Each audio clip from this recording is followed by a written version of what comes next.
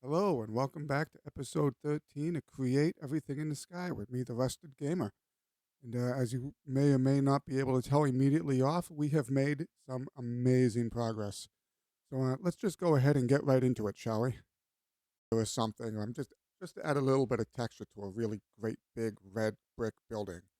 Windows will help do that too, and I'll be able to break it up with foliage, but that's just that. And then all of these chests are set up in 16 block stacks. I'm hoping that'll help with the variation going forwards. However, I fear I'm going to have to stop this thing and fill it multiple times. Um, but yeah, let's go ahead and turn this thing on. There we go. Check it out. Can't really tell if it's helping with variation because the textures are so similar. But I think it is. I mean, these are all red blocks on the inside, just like down below. So going to be a little different for this side. Still gonna have to fix all the corners. I do love watching this thing work. Well, it already had more bricks in it than I thought it would. I thought it would have run out already, so I think we're doing pretty good so far. Ooh, don't like that. The whole top of it is now red brick. Hmm. That must have something to do with how it pulled from the chest. And the floor, finally.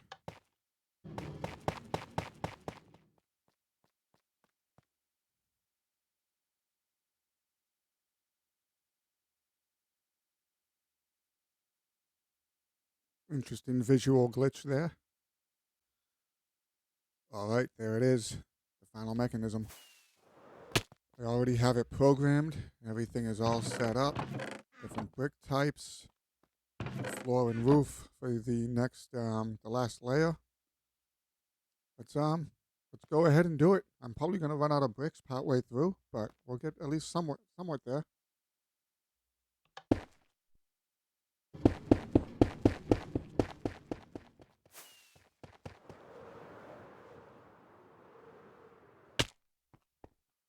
Oh, I always love watching it work.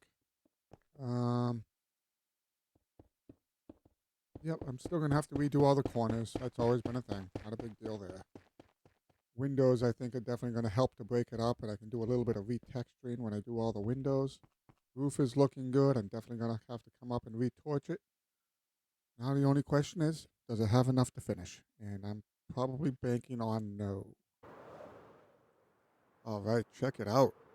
Check it out. Still a lot of work to do. A lot of corners to fix, floors to fix, windows to install, factories to build. But check it out.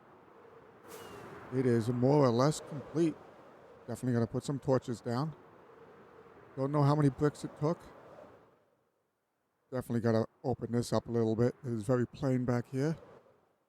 Time to start work fixing up all of these corners and getting a few details in place before we start all the factory items. All right. Well, with all the corners fixed and everything kind of patched up, let's take a minute to talk about our factory before we get into the next course of building. So this top floor here, we go into it and we didn't crash too hard. Nice big opening. This is where we're going to put all of the manufacturing that we've already built on the other island. So all of this stuff that got sifted out and created all of our renewable resources. That's all the iron, the coal, the diamonds, the netherite, the fireworks, through the sugar cane. Everything that gets sifted basically was going to go up here. And we should have more than ample amount of space to put all of it up, in addition to probably some other farms. All of our extruder-based farms, potentially. We have a lot of space up here. Right? So then the second floor is going to be additional manufacturing. So I'm going to put all the dye farms down here. I'm not entirely sure how many we can actually make from what we have renewable at the moment. Um, but I'm probably going to put a layer of ice with a water line going all the way around the outside. So any items that I need to drop from the top, for instance, I can drop down into here and run along the water line instead of potentially needing a conveyor belt for all the individual items. Um, on top of that, farms that I create later on down the line, for instance, the feeders for the food farm that we already made in the main island, is all going to have to get fed into here. So, like your carrots, your potatoes, all of that stuff. I can feed into this line up here that will go around here, and that will feed all of our food production and then any other type of crafting or production that we do from those ingredients. And the same thing goes for the hostile mob farm, which I should be able to do now with the spawners. I think I can probably just make a spot beneath the island where we do all of our spawning. I don't see why. I mean, this is going to be an island, but it's not going to be flat on the bottom. There will be, oops, there will be a hollow cavity underneath it. And it'll probably be big enough to put all of the different farms. I mean, here's the rest of our steam engine down here still. And then on the lowest level, it's definitely going to be all of the storage, for sure.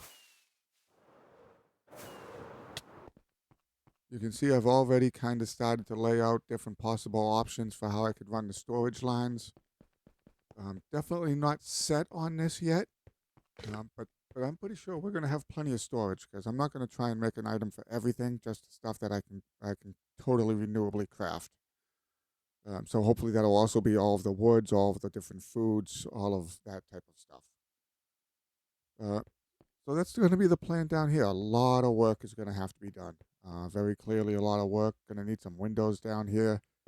Definitely going to have to figure out how to move the water line up and over so we can make some big proper doors in here and a nice landing area. Going to have to make some sort of staircase to the upper floor somewhere. Lots of things to do. Lots of things to do. On the outside, ignoring all the windows for all the different levels, we're going to have to seal up top here at some point. We just can't have a big hole down here. That's certainly not going to work.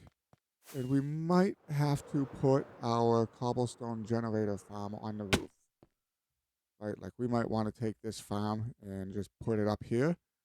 We'll see. It's going to depend upon the factory layout. But for sure, I certainly have plenty of work to do, so I'm going to start getting to it. So we're back on floor 2. As you can see, I've been pretty busy. I get this layer going all the way around. The water line works perfectly. It moves items great. Except we don't pick them up correctly, or in some cases at all. So I did a little bit of testing before I got any further in my building. Probably should have done this first. It would have saved me some time. The only one that's actually picking these items up is the hopper. The chute and the smart chute pick nothing up when I threw the items in, and these stairs didn't all get picked up at once. They went around 4 or 5 times.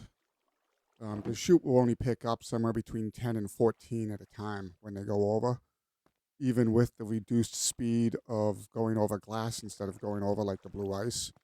And the chutes just don't pick anything up at all. So as much as I wanted to do this really awesome waterline system, both on this floor and on the first floor for inventory, I don't see that happening. I'm probably going to have to go with belts. And that's okay. In some cases, logistically speaking, it's going to make it easier to move the items around and have it go where I want it to go. So from that point of view, it's not terrible. My only concern with the belts is that if I don't get one of the item filters right, or I don't shut something off correctly, I'm concerned about clogging them. For instance, if I don't make the redstone link correct and then an item just keeps coming down when storage gets full, well, then it'll just keep going around the belt and around the belt and around the belt, and eventually the whole belt is just going to be that item, and the item has no place to go, and it won't despawn because it is on the belt. So that's really my only concern there, so I'm going to have to be pretty careful about how I set up all of my inventory and pay attention to that initially to make sure that it doesn't look like it's getting clogged. But it's not too big a deal. I just got to be a little bit careful. And I should, theoretically, know everything that's going in, or have already made it, for the most part anyways, so it shouldn't be too much of an issue.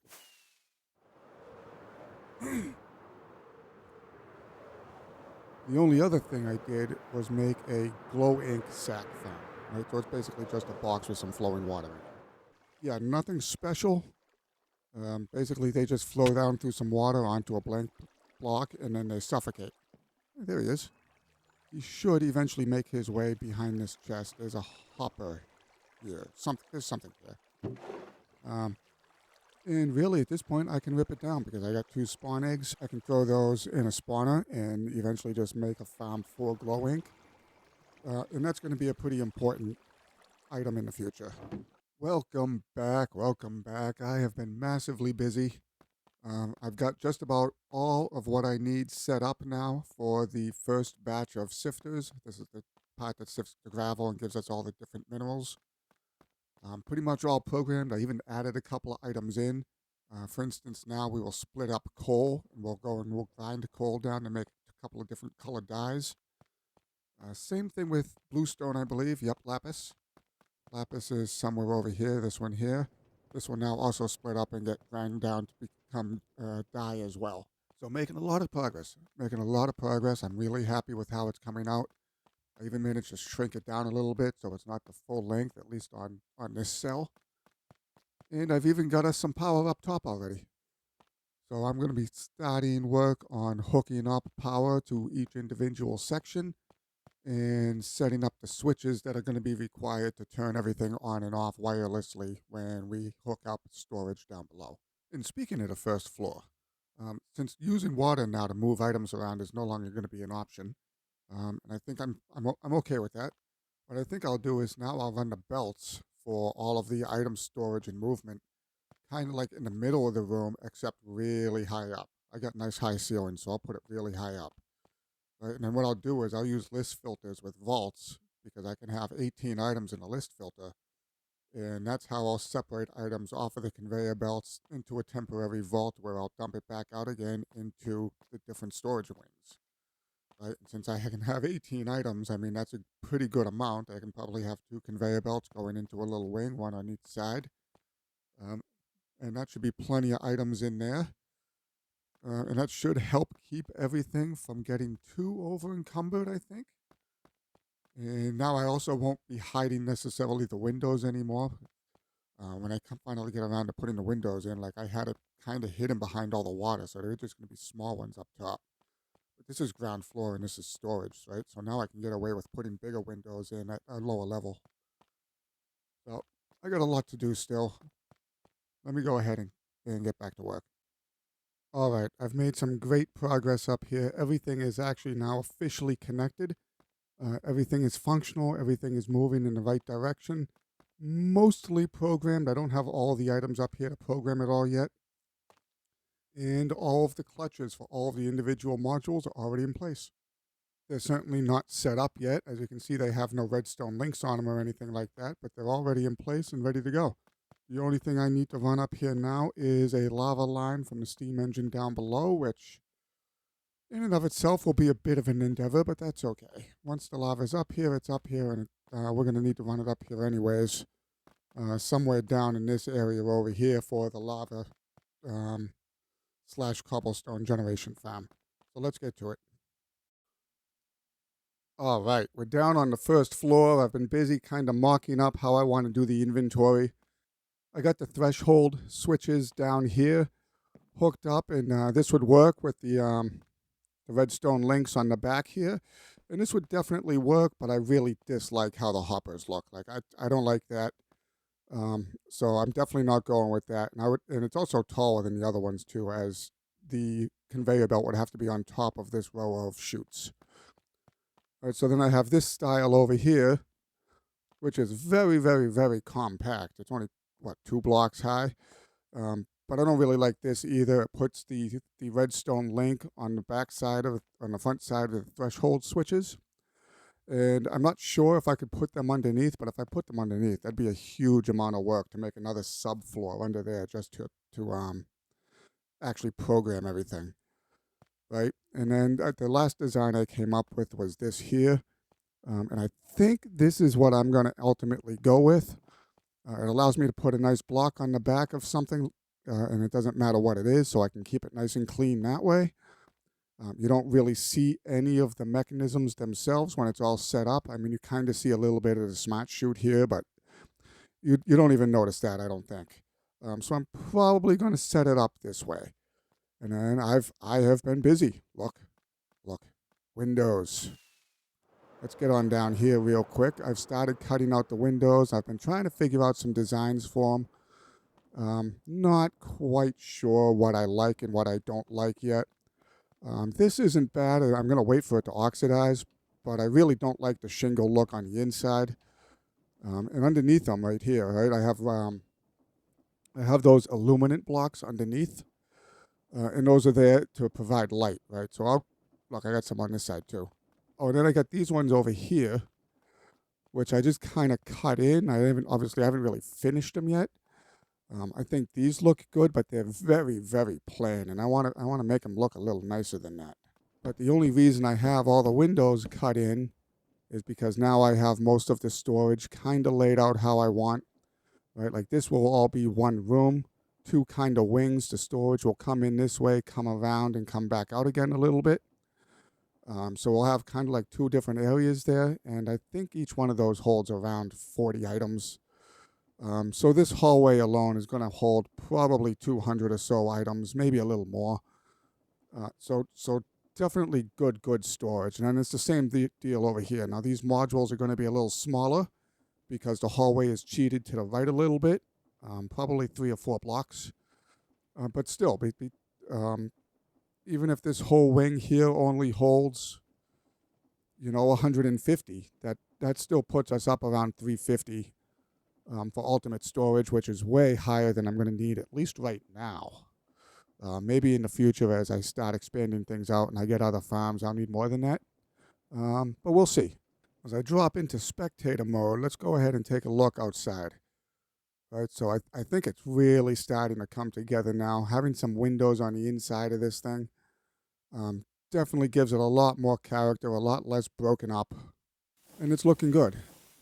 And I got sea lanterns underneath these lips for now. I'll figure out what I'm going to do for lighting later.